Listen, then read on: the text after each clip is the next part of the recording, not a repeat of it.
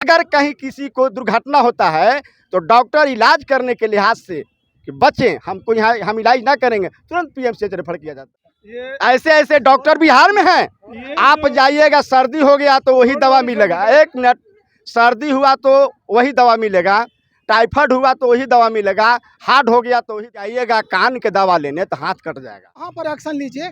आप सरकार को मत दोषी कहिए इसमें। सरकार अगर नियुक्ति नहीं करती है तब भी गाली सुनेगी। अगर सरकार नियुक्ति कर दिया उसके बाद इस तरह की बातें सामने आती है। आप ही का भाई, आप ही का भतीजा अंगूठा छाप ही है। अगर वो मास्टर बन जाता है तो आपके घर में सत्यनारायण की पूजा होती है। दोस्तों नमस्कार, स्वागत है आपका नवभारत समाचार में। हम राजगीर में हैं। आज चिराग पासवान जी का आज से आगाज हुआ है। 3 दिवसीय जो कार्यक्रम इनका चल रहा है, प्रशिक्षण शिविर चल रहा है। हुजूम जुटी पड़ी है यहाँ। इतने लोग हैं कि उनसे बात करना, मुलाकात करना भी मुश्किल हो रहा है। खैर, बातें होती रहेंगी। मुद्दे पर आते हैं।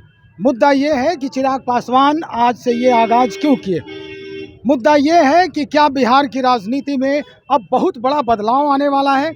अक्सर बाइट में आपने सुना होगा, चिराग पासवान ने कहा कि हो सकता है मध्यावधि चुनाव भी बहुत जल्द होगी, क्योंकि नीतीश कुमार जी का कोई ठीक नहीं है। इसी मुद्दे पर आज बात करते हैं। यहाँ जुटे हुए लोग हैं हमारे साथ, उन्हीं से बात करते हैं। क्या नाम है आपका? मेरा नाम रविशंकर प्रसाद है, प्रखंड अध्यक्ष बक्सर। प्रखंड अध्यक्ष बक्सर हैं आप। चलिए, नीतीश कुमार के बारे में ये कहा जा रहा है कि हो सकता है कि अभी मध्यावधि चुनाव हो जाए। क्या लग रहा है आपको, मुख्यमंत्री कौन होगा अगर मध्यावधि चुनाव हो गया तो? मध्यावधि यदि चुनाव होती है तो उसमें हमारे मुख्यमंत्री बनेंगे तो चिराग पासवान एक ही एकलौता है कि जो कि मुख्यमंत्री बनने का अधिकार है। कैसे? इसलिए कि 15 बरिस हो गया, अभी तक नीतीश कुमार का कोई यहाँ पे विकास नहीं है। सुशासन बाबू कहलाते हैं नीतीश कुमार। जी जी, पलटू चाचा कहला रहे हैं।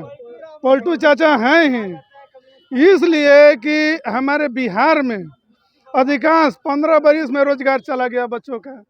देख लिया जाए, 30 बरस का लड़का पूछिए, 30 बरस का लड़का को उठा करके कि क्या तुम्हारे पास रोजगार है तो बोले कि नहीं। क्या है, देखा जाए तो उनके राज्य में घर घर दारू बिचा रहा है, घर घर दारू बिक रहा है।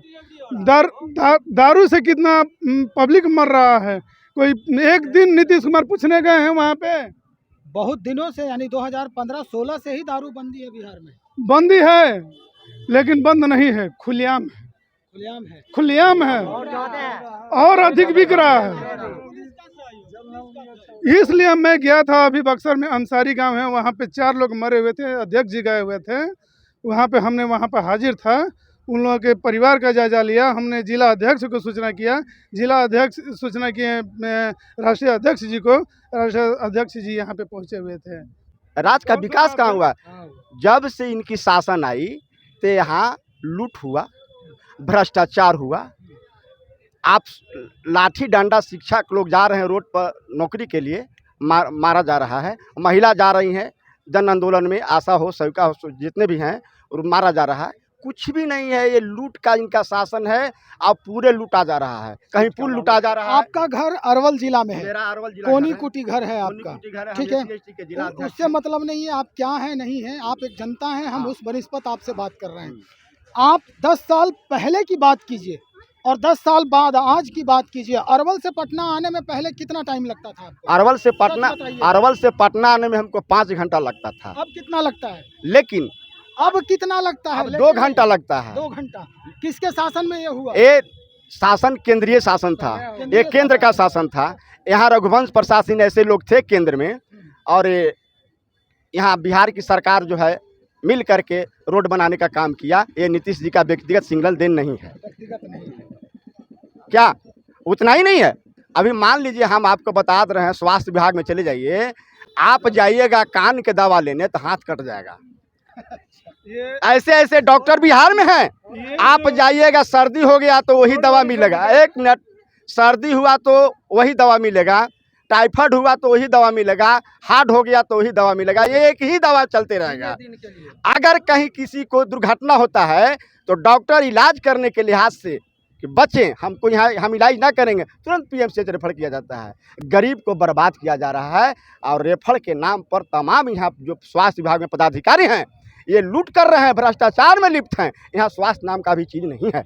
ये अरवल जिला के स्वास्थ्य विभाग की क्या स्थिति है? आप जो आज पूरे देखिए अरवल जिला का स्वास्थ्य विभाग का स्थिति तो कहना ही नहीं है, बहुत दर्दनाक है, बहुत खतरनाक है, कहा नहीं जा सकता है। क्या है कमी है, क्या बताइए ना। वहाँ न ब्लड का कहीं ग्रुप है, न कहीं वहाँ एक्सरे का ग्रुप है, न कहीं वहाँ टेस्टिंग का ग्रुप है, कहीं कुछ भी नहीं है। सिर्फ वहाँ सब के सब बंदी है, पेपर पर चल रहा है।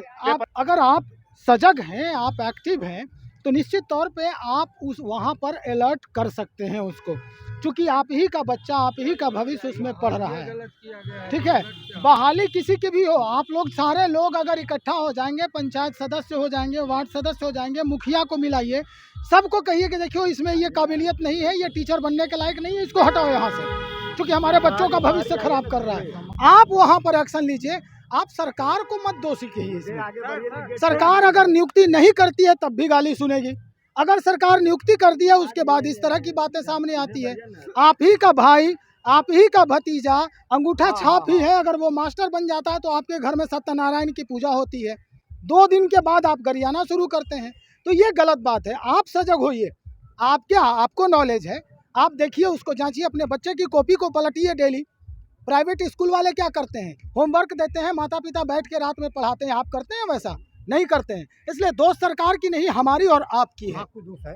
इसका जो है वो आकलन कीजिए। इसमें हम आग्रह करेंगे, हाँ से निकलवाइए, हाँ उसे मास्टर को निकलवाइए, और इसमें हम गार्जियन से आग्रह करेंगे। यह अविश्वास के पात्र हो गए हैं। पूरे बिहार में जनताओं में इस चीज़ का आक्रोश है। इसलिए विकल्प के रूप में बिहार में लोक जनशक्ति पार्टी रामविलास के राष्ट्रीय अध्यक्ष माननीय चिराग पासवान जी ही हैं जो कि विकल्प के रूप में बिहार के मुख्यमंत्री लायक हैं। यही चीज़ है, लोगों में आक्रोश है और मुख्यमंत्री बनाएंगे।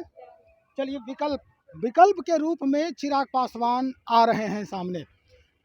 क्या एक ही आधार बच गया है? कोई आधार नहीं है कि सिर्फ हम विकल्प में ही चिराग पासवान को देख रहे हैं, और कोई क्वालिटी नहीं है, और कोई इनका एजेंडा नहीं है, और कोई मुद्दा लेकर ये आगे नहीं बढ़ रहे हैं, सिर्फ विकल्प ही बन के रहेंगे? नहीं, देखिए, विकल्प नहीं, आगे जो 24-25 का चुनाव होने वाला है उसमें बिहार के मुख्यमंत्री चिराग पासवान ही बनेंगे। किस आधार पर आप उनको मुख्यमंत्री बनाएंगे? इनके पास में विजन है, पूरी बिहार की ये, पूरी बिहार के। बताइए किस आधार पे आप कहते हैं? हम एलजेपी से हैं। सीधा आधार देखिए, आधार यही है कि हमने लालू यादव की सरकार को देखा, उन्होंने बिहार को किस दिशा की ओर ले गए।